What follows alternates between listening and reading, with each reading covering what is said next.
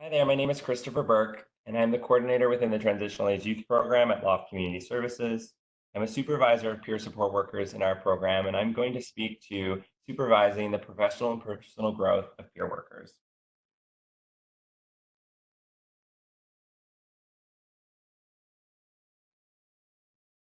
So, what makes supervision effective, or how do you supervise peers?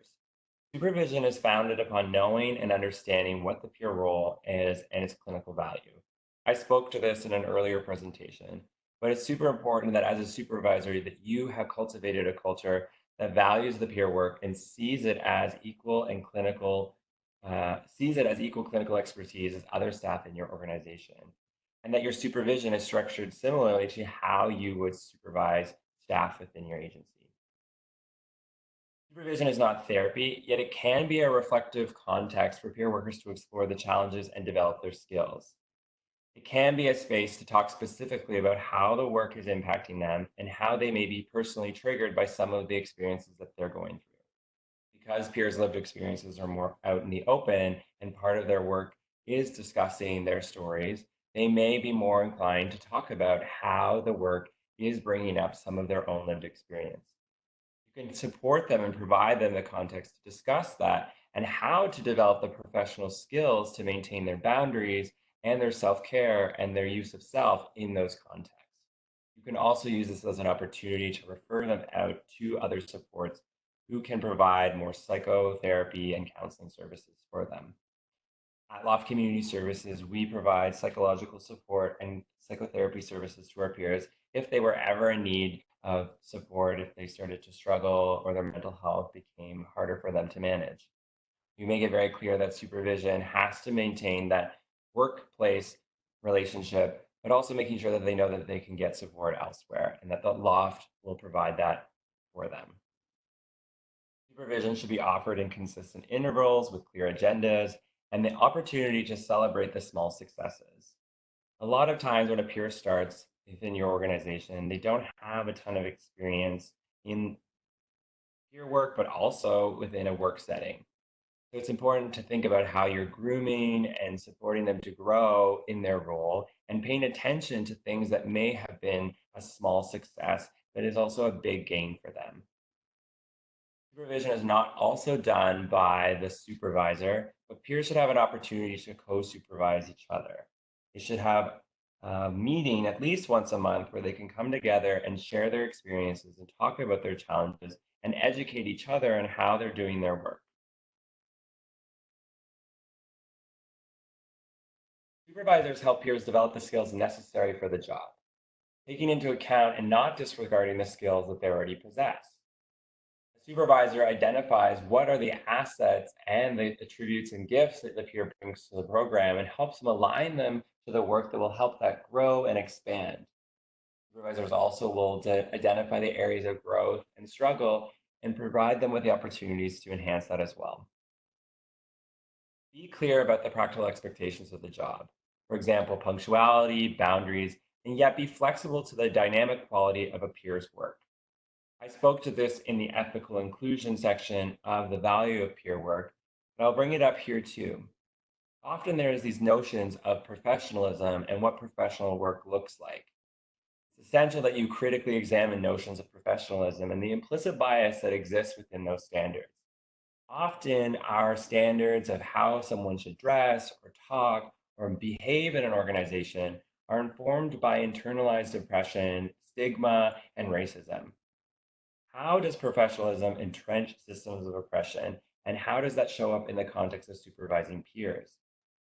It's important that supervisors are self reflective to notice what judgments are arising when they see a peer behaving or acting in a service setting, and to question whether that is truly unprofessional or acts in contrary to some of these implicit biases that we hold. Some of this work comes from a lot of anti racism work around professionalism, and I wanted to share a quote. White supremacy culture at an organizational level is apparent in the belief that traditional standards and values are objective and unbiased, the emphasis on a sense of urgency and quantity over quality, which can be summarized by the phrase the ends justifies the means, perfectionism that leaves little room for mistakes, and binary thinking. This offers a reminder to be critically appraising of our standards of professionalism. It's not to say that we don't hold expectations of our peer and coach them around how to work within an organizational setting or between organizations, but it's just important to notice whether our judgments are informed by stigma and they're actually contrary to the recovery model. Part of this is the stigma that can happen for a peer in their work. There's a unique dynamic where a peer may have had prior service relationship with your organization, and now their mental health history is known to the supervisor or to their colleagues. Often peers can be viewed through the lens of their prior mental health experience and perceived as not ready or lacking experience or risky to others when their professional behaviors conflict with some of these implicit bias. A mistake or a setback at work can also be judged as a sign as a peer is not doing well, amplifying a peer's reluctance to reach out for help. If a peer feels like their behavior is going to be judged or seen as a sign of them not doing well, they may become more inclined to be secretive and withholding of when they've made mistakes or withholding of when they're struggling. If they attach that honesty is going to be brought, bring them into negative appraisals or consequences, that could in fact impact their ability to be transparent and honest in supervision. Takeaway here is to create a broader education to peers, staff, and the management structure to challenge stigma and broaden professional standards. Incorporating and understanding, again, the recovery model and psychosocial rehabilitation, that recovery could look differently for everyone, and work and how someone carries out their work can look different too. Stigma can also translate into a peer feeling shame related to not doing well and fearing they will lose their job. Supervision is essential in helping peers unpack those expectations, their own internalized depression and stigma, and provide them a space to voice any pressure they may feel from the agency. One of these pressure points can be that peers can be used as symbols of success for funding and donor relationships. It's important to be mindful of that impact. At Loft Community Services, we often use peer stories about how they did well and they've achieved so much with this organization. Those same peers have also went through periods of struggle following those stories being shared, and many peers have shared about their sense of shame or disappointment in themselves because they weren't measuring up to what Loft had expected of them. As a supervisor, I try to hold space for that and really encourage them around self compassion and the fact that recovery is nonlinear. Although they have achieved a sense of success by becoming a staff, they do still need important coaching and reminders to take care of themselves and that everyone at some point will struggle. Takeaway for this is to cultivate a culture of self compassion and a space with a full spectrum of mental health, identifying when breaks are needed. Part of how we do that at Loft Community Services is we really build our peer support program on cultivating self awareness and tuning in to what is arising at a day to day moment, on a month or a week. And we use things like this chart, helping people identify the signs of when they're having a hard time and the signs when they are doing well. This can often be a conversation between the peer worker and their supervisor so that the supervisor can know what to look out for and to offer gentle check ins. Finally, the last topic when it comes to supervision is how to support the professional growth of your peers. Supervision supports developing the skills to perform the job, but it also provides the context for continued personal and professional growth for long term job success, not only within your service, but also perhaps in other jobs down the road for the peer. Peer Support Canada has key competency for peers, and one of them is continuous learning and development. In that, a peer strives to approach life and work in a curious manner, identifies areas where personal growth may be helpful, and takes advantage of opportunities to learn and develop. A peer recognizes the value of ongoing personal growth and skill development and maintains a connection with a peer support community as a resource to stay grounded in the work of authentic peer support. And although this is a competency for a peer, this really is a guidepost for organizations on how they should also be supporting peers and setting them up to do their job effectively, but also to succeed beyond their work within the agency.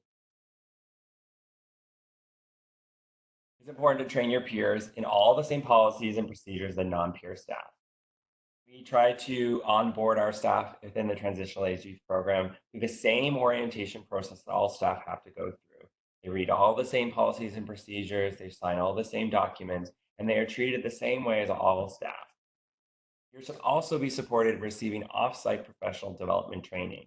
So in addition to all the mandatory training that law staff do that peer participate in, it's important to provide them the opportunity to connect to crisis prevention intervention training, suicide training, or other clinical-based training that could support them not only within your service site, but gives them a leverage to launch from later down the road. This is also facilitated by supporting peers to identify their vision of the role and how they want to grow. So although there is some of the expectations and responsibilities that the organization has set for the peer, it's important to also allow the peer to shape what they want their work to look like, allowing them to bring forward their creative voice and what they may be able to offer. A lot of peers may not have previous experience in mental health, and yet they have other experiences. We've had peers who bring art history and art and film within their background, other peers who are in the social service education, and other peers who have had no education whatsoever, and yet bring forward many unique talents and skills that may not fit within the immediate job expectations, but when given a chance to speak to them, they become assets to the program in other ways. Takeaway here is to provide peer support workers with the means to develop the credentials to support future opportunities and career advancement. So thinking beyond just the work that they're doing now, but also how this is going to support them in a long-term career, whether that stays within the mental health sector or within another field. Thank you for listening to this presentation. My name again was Christopher Burke. If you have any questions, I encourage you to reach out to LOF Community Services, the Transitional Age Youth Program, and attend to these resources and references that I've included here. Thank you.